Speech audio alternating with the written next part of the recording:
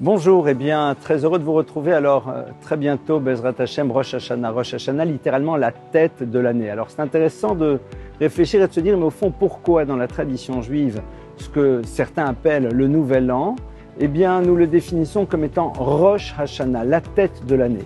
Il y a ici une indication au fond fondamentale. L'année qui va s'ouvrir, et d'ailleurs vous savez que le mot Shana, qui veut dire l'année, provient aussi de la racine du mot Shinui, qui veut dire transformation. Au fond, une année dans laquelle on va évoluer, dans laquelle on va se transformer.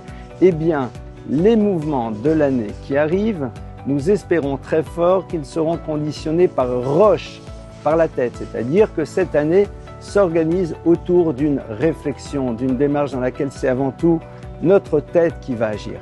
Évidemment, une année qui s'ouvre dans laquelle nous espérons faire des transformations. Alors bien sûr, quand on dit transformation, ce n'est pas tout chambouler.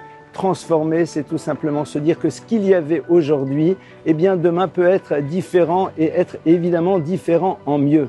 Alors voilà, cette fête sur laquelle évidemment il y a tellement de choses à dire, eh bien essayons de l'appréhender avec ce désir de shinui, ce désir de transformation, d'évolution, mais que surtout ces transformations, ces évolutions soient déterminées avant tout par Rosh, notre esprit, et à tout le monde, évidemment, Shana Tova Umburechet, une excellente année.